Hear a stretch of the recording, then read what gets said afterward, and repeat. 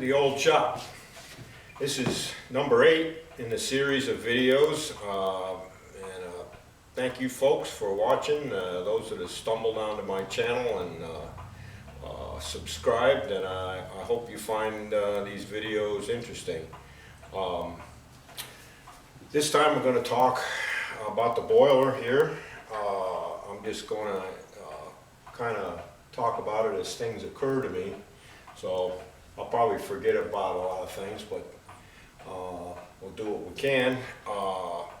The building, I had a lot of comments and questions about where the building came from, what it is, and we're going to talk a little bit about that.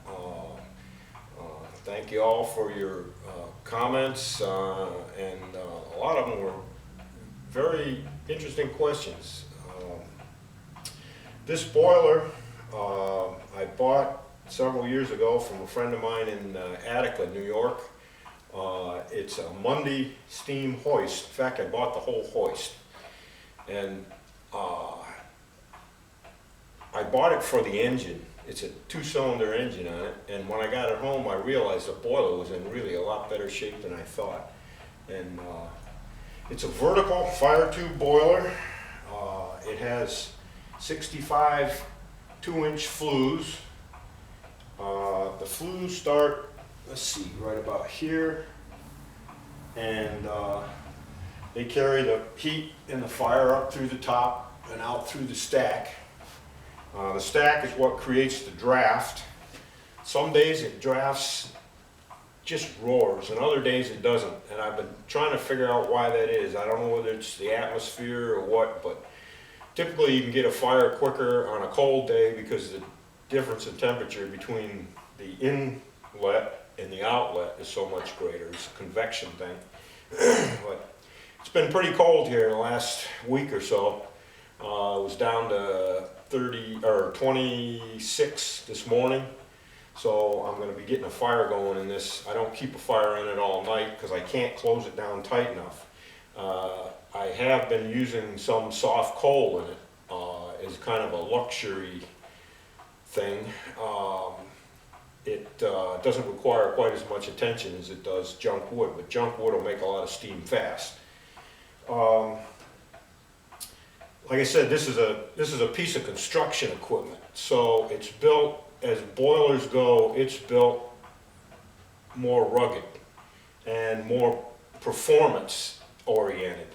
The original setup on the frame, and I'll show it to you, I still have it, had no provision for draft doors at all. It was wide open all the time. It was made to start a fire, get steam up as fast as possible, and do a job. So it's got, these here are what they call handholds. It's just an inspection port. It's a plug that's got a flange on it, and you turn it sideways and stick it through the oval hole and turn it up straight and pull it back against its gasket. Here's one here. It's a special kind of rubber. Now they used to be made out of asbestos and rope, and they leaked all the time. These rubber gaskets that they have for them now are really good. Anyway, these ports are so that you can inspect and wash out the inside of the boiler. And typically on a vertical boiler like this, there would be maybe 3 handholds, maybe 4. This has 10. They're all around the sides and back, and so they wanted to be able to really keep track of what was going on inside this boiler and wash it out, make it easy to wash out. Now, the original frame for this, the whole hoist weighed like almost 11,000 pounds. It was made out of cast iron. It was like a locomotive. They wanted it to be extremely heavy so that it would stay put on the job. So when I moved it in here, I had, of course, limits between the floor and the ceiling, and so there's a 22-inch crawl space underneath the floor of this shop. It has huge beams that run under here, and so I cut a hole in the floor and poured a concrete footer that's down about 12 inches below the surface of the floor, and that's what it's sitting on. So in order to set the boiler down on an ash pit, I had to make an ash pit. This is made out of channel iron. I think it's 10-inch channel iron, 2x10, with 3/8 deck on it and a hole cut in it. And the boiler sits down on that.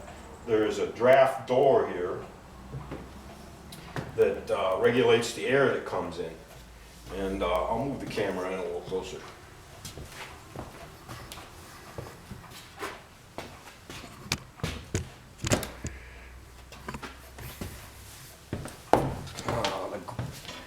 The ash pit's about 10 inches off the ground. You can see the grates in there are held in the boiler by a big thick iron ring that lies on the heads of the last row of rivets, and the grate is actually in 3 sections, and they were in pretty good shape too.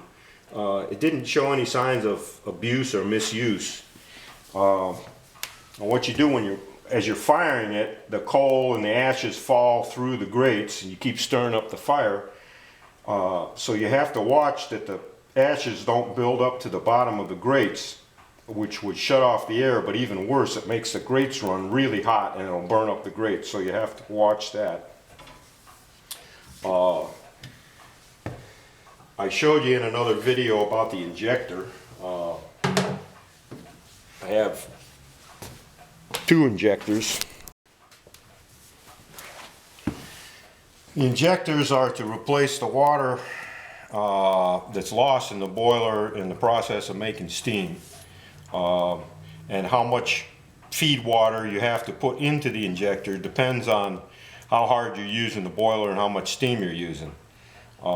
Typically a boiler should have 2 injectors for some redundancy. The most important thing about firing a boiler is knowing where your water is in the boiler, the level of the water at all times. So you have, if one injector is giving you little problems, you got another one. And these things, both of these injectors work pretty good, but every once in a while one of them will get hot, and I think it's primarily because they're so close to the boiler here. But when one doesn't work, I can get the other one to work, and then that'll cause the first one to work again. So you got to play with them a little bit. This one here is a Metropolitan injector. They were really popular on locomotives. They call it an automatic injector. You basically leave the steam and the water on all the time, and all you got to do is turn this valve, and it'll blow steam and water out of the overflow until it catches. But I don't leave the steam on because this valve right here leaks a little bit. It doesn't shut off clean. I wanted to use this valve because it was an old valve, but I've got to take it apart and really get serious with the valve, because if the steam valve just leaks the slightest little bit, it just drizzles a little steam through the injector all the time, and it makes it hot. So you can have some problems with it. This injector over here is the most amazing injector I've ever seen. It's called a Hancock Inspirator, and they were used. You find them mostly on stationary setups, not so much on traction engines, and I don't think I've ever seen one on a locomotive. But it's actually got an ejector built into it that will pull the water up to it, and then another separate injector that actually injects it into the boiler. And this will work down to a very low pressure. You can start it at about 25 psi and run it down to about maybe 15 or 18. And so I use it most of the time. It's a little complicated to operate, but once you get it figured out, it's pretty neat. This valve shuts all the water off to the boiler, and I leave that usually shut off at night. This is an extra steam outlet that I use for filling the boiler up. You can pump water backwards into it to fill the boiler when you start it up after you've drained it. This is to run the ejector over here across the steps on the wall that will pull water out of my outside rainwater tank and fill these 3 barrels here inside, which is kind of important in the wintertime because your lines freeze up, and I try to keep as much feed water inside the building as possible.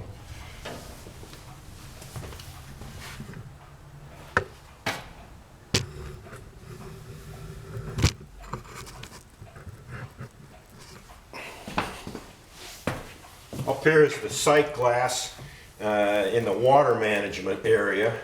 Right now the water is up almost to the top where I keep it all the time because I think vertical boilers actually fire a little better. They steam better if you keep them filled right up to the top because you got more water in contact with the flues. From the top of the water up to the top of the boiler is the steam space. And my setup doesn't require hardly any steam space. I've accidentally filled it almost up to the top, and it doesn't really cause any problems with water pulling over into the engine. So I keep it quite high. These are what they call tri-cocks. There's usually 3 of them on a boiler, and you can tell as a second way to tell where your water is. You can open these up and you'll either get water or steam out of them, so you know where your level is. The steam gauge is one that I had, I think it was new old stock. It's a Crosby. It's set up here with a little what they call a siphon that fills up with water in here in the low spot. It's sort of like a sink trap, and it fills up with water and keeps the hot steam away from the works in here and makes it last longer. Well, some viewers have asked me to explain how this injector works, and all I can do is tell you what I understand about it. There's been a lot of books written about it. There's a lot of designs, a lot of patents, and but the problem is you want to put feed water into the boiler using the steam pressure from the boiler to put the water into the boiler under that same steam pressure. And you say, well, how can that be possible? Well, there's several things going on here. One thing is a Venturi type of a deal where if you blow air or steam into a pipe, it will create a vacuum behind it. I mean, you can, if you just blow an air hose through a piece of tubing, you can feel the air being pulled in behind it. And that's what happens in the ejector over here, using the steam pressure to move water around. So what happens is the steam blows into a jet, a steam jet blows into an orifice, I should say, and it creates a vacuum behind it, and it sucks the water up, and it's sucked into that stream. Well, you got really hot, fast moving steam coming out of a very small little nozzle, and as it hits the water, it's almost instantly condensed into water itself. And because it's moving at such a rapid speed through that hole, the momentum of the mass of the water is jammed into the boiler. That's basically what happens here. And the other 30% is just plain magic. It's it's an amazing device, and it was really important in the development of steam power. Before they had really good working injectors, they pumped it in, and when you pump cold water into a hot fired up boiler, it's pretty rough on the boiler. The secondary benefit of the injector is that it heats the water up in the process of injecting it, and the water out here will be not at boiler temperature, but up pretty close to that, so it doesn't pull the heat down and pull the steam pressure down so much when you add water as it would if you were just pumping cold water into it. But it does pull it down quite a bit. In fact, if if you're up against your relief valve and the pop valve is popping off, the first thing you do as a fireman is introduce a little water into the boiler to get it settled down, because it's bad business to be letting the relief valve blow off when it's not necessary, because it wastes fuel and wastes water, and firemen on the railroad lost their jobs because they were doing that too much. So that's the deal with the injector. This boiler, when I'm operating the line shaft and I'm running the engine off and on, you know, all day long, and the thing is fired, it will use about a 50-gallon barrel of water, and probably 3 wheelbarrow loads of junk wood, or about maybe 3 bushel of coal. That's the requirement on this.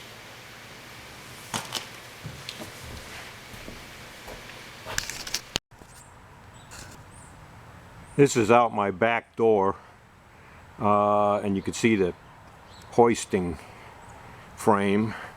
The hole there is where the boiler was, and you can see there was no draft doors at all. This was a twin cylinder. I took one cylinder off and took it apart to take a look at it, and it was in very good shape. So this is the left cylinder. It had no reverse on it. As you can see, the way the gearing arrangement is, one drum turned forward, the other drum turned backwards. Plus you had the cap stands out here that you could wind a rope around, and like for driving piles maybe.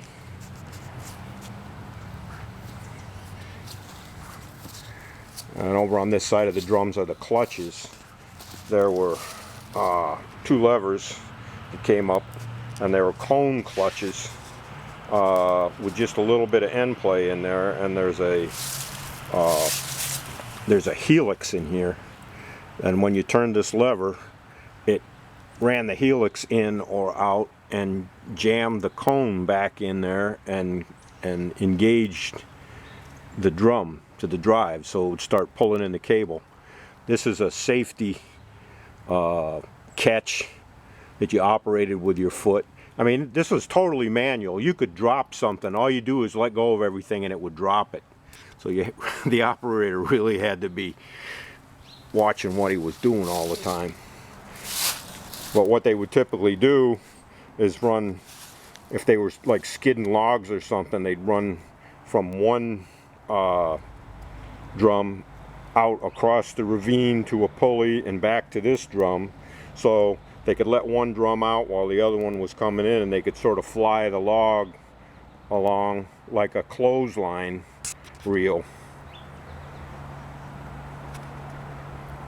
Tremendously heavy. That base is one big casting. And this is the smallest one. The next, I think that's the next to the smallest one that Mundy ever made. The ones that they used for yarding and skidding logs out in the Pacific Northwest were like 5 times this size.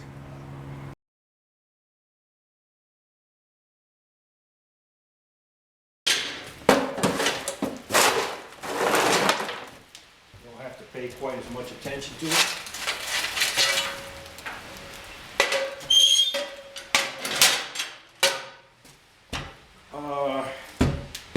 There is a lot of drudgery involved with steam power. One thing is you gotta clean out the ash pit probably 2 or 3 times a week.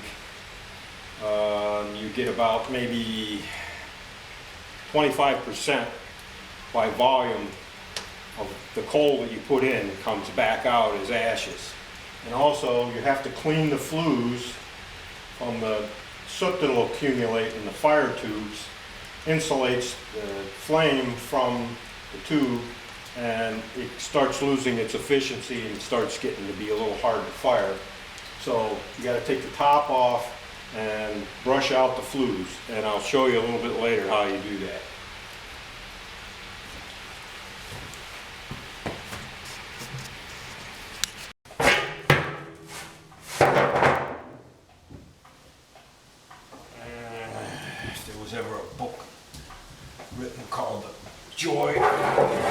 steam, this chapter probably wouldn't be in it.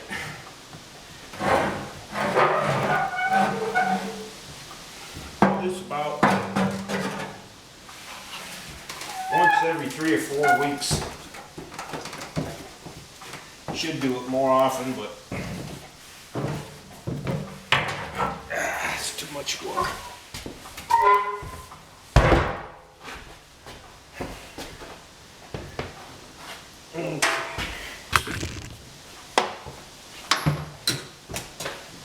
This boiler's got 64 2-inch flues, and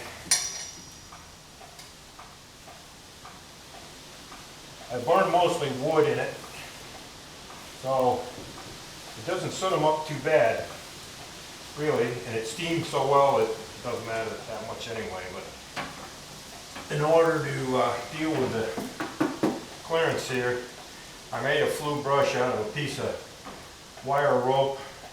Actually, it's guide wire from a light pole, and brazed a flue cleaning brush on the end of it, so it's kind of flexible. And the idea is just run it down, back up again, 64 times.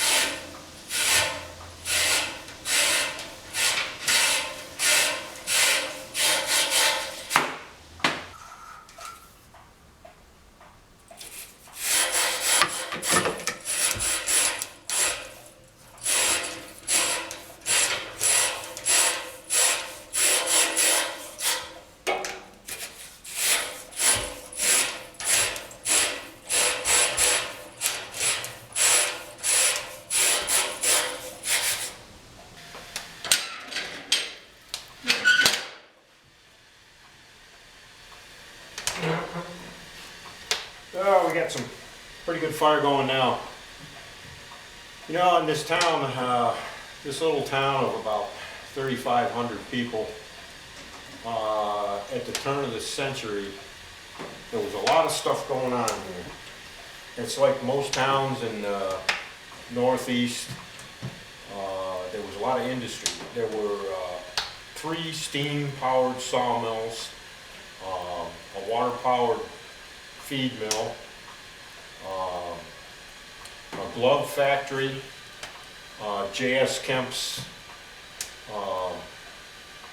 manure spreader factory, and before that it was a wagon works. There was a Borden's milk processing plant, which was in the pioneering of condensed milk, and of course this is a big dairy area around in here too. And all that milk was shipped by rail. There's a railroad through here. It was the Southern and New York Railroad, later became the Lehigh Valley. It's one of the first railroads around here, built in the 1870s, came through town, and shipped a lot of stuff out of here. And just everything. There was a marble works that claimed that they were the only steam-powered marble works, granite company in the area. All their stone came in on rail, and they blasted it and had steam-powered air compressors to run all their stuff. And big cemetery south of town here. Probably most of those stones came from that place. Just a lot of stuff. If you stop to think about steam power, the number of steam boilers and steam engines that there was just in this village in 1900 is really amazing.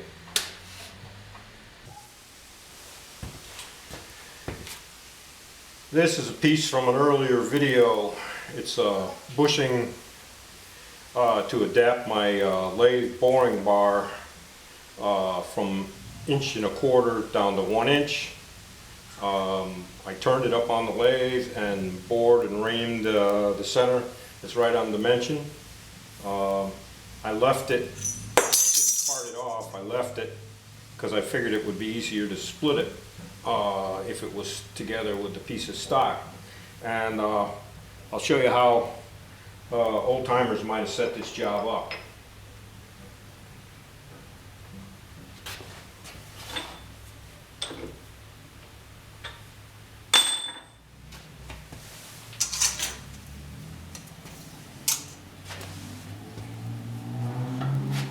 This is a number 10 Brown and Sharp.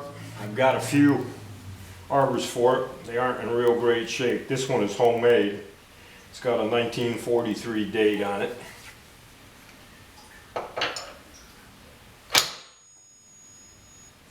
And let's see, we'll tighten it up.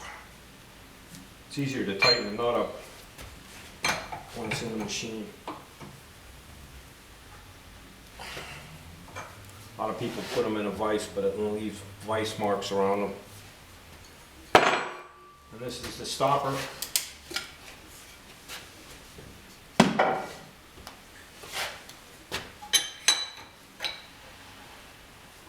Now, most lathes, most milling machines, heavier ones especially, have got a running bushing here that's made out of hardened steel, and it goes into a bronze bushing here that's lubricated. All this ever had that I know of is just a center, like a lathe center. I would like to make a bushing holder for it, set it up. There was also supposed to be 2 additional support brackets that came down into a dovetailed piece that clamped on the knee here for even more rigidity.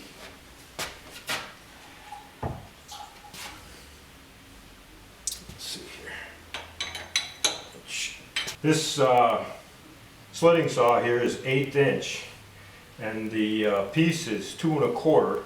So in order to set this off in the center, which would be accurate enough for this job, the old timers might have got their fractions added together. So if you take half of 2 1/4 is 5/8, and then half of this is 1/16.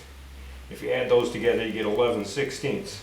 So if we touch this off on this side and then set it over 11/16, it'll be in the center.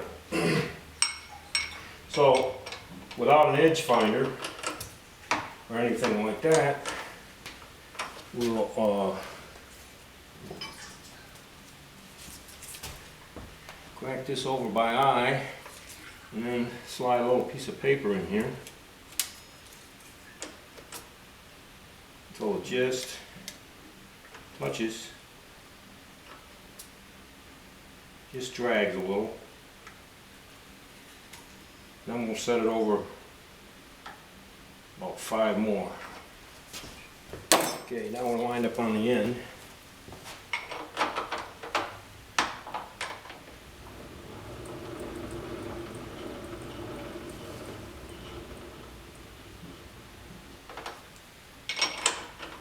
Okay, this old scale here is laid off in 1/16 in this part. Let me get this over here closer so you can see.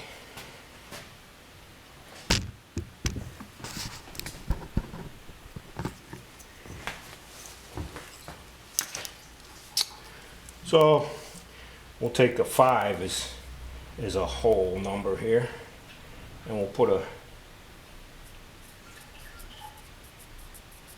mark right there, and then we will back this out.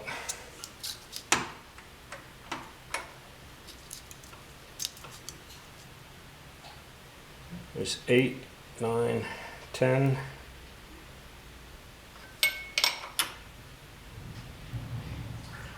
8, 9, 10, 11, right to the front of the pencil mark.